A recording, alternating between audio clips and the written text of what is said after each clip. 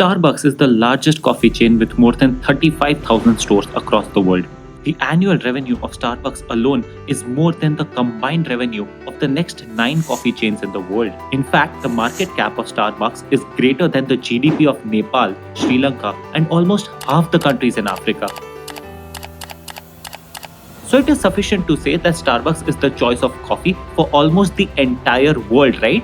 But what if I tell you that Starbucks is almost non-existent in this continent? The 16 stores the company is closing, at least 2 recently unionized. In fact, Starbucks made such losses in this continent that it had to shut 70% of its operations. And not just that, after one point, there were just 23 operating Starbucks stores throughout the continent. I mean, how did a coffee chain with such deep pockets and a global monopoly fail? Did Starbucks learn anything from this huge mistake? And as business students and budding entrepreneurs, what can we learn from the success and failure of Starbucks?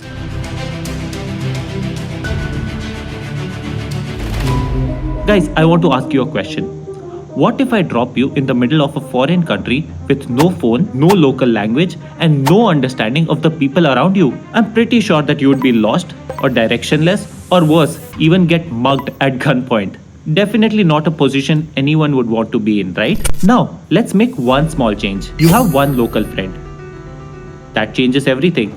Suddenly, you are not lost because your local friend knows the place. You are not directionless because the local friend knows any and every route. And lastly, I am pretty sure you won't get mugged because your local friend will guide you to steer clear of any unsafe places or neighborhoods. That was pretty simple and obvious explanation, right? But friends, what if I tell you that Starbucks failed to understand this simple story and it cost the company over $100 million in losses? Let us understand this in a little bit more detail. See, when a company enters a new international market, there are a few market entry strategies that they employ to be successful in that particular international market. Now, since there are a lot of international market strategies, a company has to meticulously decide which strategy out of all these strategies work the best for them. For example, when Coca-Cola entered the Indian market in the 1950s, India had suffered from the British rule for over 200 years and finally got its independence in 1947, just 3 years prior to Coca-Cola's entry. So there was a lot of uncertainty, lack of communal harmony due to the partition of Pakistan, and overall poverty in the Indian market. India had far bigger problems to deal with than to worry about what a sugared cold drink brand is doing in their country. Now Coca-Cola took advantage of this situation and slowly partnered with the local bottling partners in poor areas, established its supply chain, and gained a strong hold in the country without any external help. Now this market entry strategy is called wholly owned subsidiary, where Coca-Cola owned 100% of the company without any external interference. Sounds amazing, right? Now it was all good for 2 decades until the government of India enacted the Foreign Exchange Regulations Act, or FERA, in 1973. Now according to FERA, Coca-Cola had to give 60% of its partnership to an Indian subsidiary, which included the recipe of making the Coca-Cola drink. Now obviously this did not sit well with the American company. But there was zero local support for Coca-Cola in the Indian government. And when it failed to reach any positive conclusion after many tries, Coca-Cola had to leave the country in 1977, leaving behind all the bottling plants and bearing the losses. However, in the 20 years of business in India, Coca-Cola made millions of dollars in revenue due to 3 reasons. First, the economic condition of the country, which was unstable back in the 1950s. Second, lack of any local competition. Third, affordability and availability of Coca-Cola across the country. But it was only because of these reasons that the market entry strategy of Coca-Cola in India was successful. But 50 years later, Starbucks used the same market entry strategy, wholly owned subsidiary, when it entered the markets of Australia. Starbucks opened its first Australian shop in Sydney. So if one American beverage company used the same company strategy, the other can simply do the same and still be successful, right? Well, not really. Now, while the multi-billion-dollar company Starbucks expected to brew success, Starbucks failed miserably after 8 years of business in Australia from 2000 to 2008, reporting losses of over $100 million, and had to shut 2/3 of its business operations in Australia. What happened was they chose a wrong market entry strategy. Now, while wholly owned subsidiary was a good idea for Coca-Cola back in the 1950s, Starbucks failed with the exact same strategy in Australia due to the same three reasons that made Coca-Cola successful. Now let's revisit all these points. First, the economic condition of the country. Now, unlike India in 1950s, Australia in 2000s was one of the biggest economies of the world who were pretty well versed with the taste of coffee. Because like Coca-Cola was new to Indians, coffee was not new to Australians. Also, coffee was not a grab and go drink for Australians. They would rather sit down and enjoy their coffee. So without the understanding of local culture, Starbucks simply copy pasted the American business strategy and opened more than 80 stores within 8 years. Second, the local competitors of Starbucks in Australia were far more well versed with the likes of the Australian market. Now, while Starbucks sold coffee with a high sugar content, Australians preferred less to moderate sugar in their coffee. Do you realize how such a basic disconnect leads to such disastrous results? Now you remember my story at the beginning of this video? Yeah. Starbucks dropped themselves in the middle of a foreign country and lost $100 million in revenue.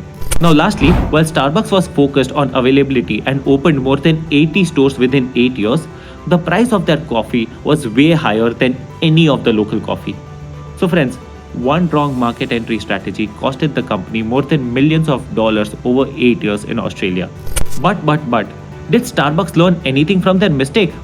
You bet your academics they did. Cut to 2011. Starbucks was planning to spread its reach in the Asian countries, especially the second most populated country in the world, India. Now with a population of more than 1.5 billion people, India was an extremely lucrative market for Starbucks. But from its Australia episode, the company had to choose the right market entry strategy if they wanted to crack the Indian market. Because if the Australian market was tough for Starbucks, Indian market was a game of minesweeper with different states, different ethnicities, and different likes and dislikes, and different affinities for coffee. This time, Starbucks decided to not go as a solo entity but make one local friend who will guide them, navigate them through a complex market, and make sure that they don't lose money in the process. This time, Starbucks decided to use the market entry strategy of joint venture, where they shared a 50-50 partnership of the company with the Tata Group.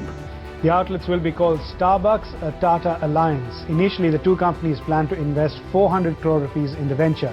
Now, Tata is one of the oldest and most respected privately owned conglomerate of India, with business in chemicals, consumer products, energy, engineering, information systems, materials, and services. Striking a joint venture with Tata was arguably one of the smartest market entry strategy of Starbucks. Tata bought an external advantage with an extensive and deep-rooted understanding of the Indian market and a strategic network across the country. Starbucks, on the other hand, had an internal advantage of experience in services like the variety of coffee, ambience of the Starbucks outlets, and the overall high-end customer experience, which was not so common in India. Now, this is how, by choosing the right market entry strategy in India and learning from its mistakes in Australia, Starbucks gained a strong foothold not just in Asia, but eventually all over the world. And this brings us to the last section, which is the lessons that we can learn from the market entry strategy of Starbucks. First, just because your products are liked by some doesn't mean everyone will like it.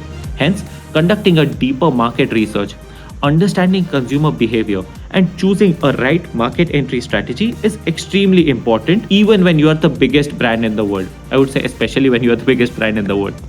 The experience of Starbucks in Australia highlights the risks of overly aggressive expansion without a solid understanding of the local needs. Second, learn quickly from the mistakes. While Starbucks can maybe afford to burn a few $1 million, it is important to realize the mistake and pivot as fast as possible to a different strategy in order to minimize the losses. And lastly, friends, keep reading about such case studies and learn from the success and failure of big brands. Now, while academic knowledge can help you get a job, real-world stories and case studies help you make more informed decisions. But good for you. I will keep sharing more such interesting case studies so that you can make better decisions when put in a spot. So if you like this case study, please press the like button, be the Better Company, and share the video with your friends. And for awesome business content, subscribe to the Better Company. Thank you.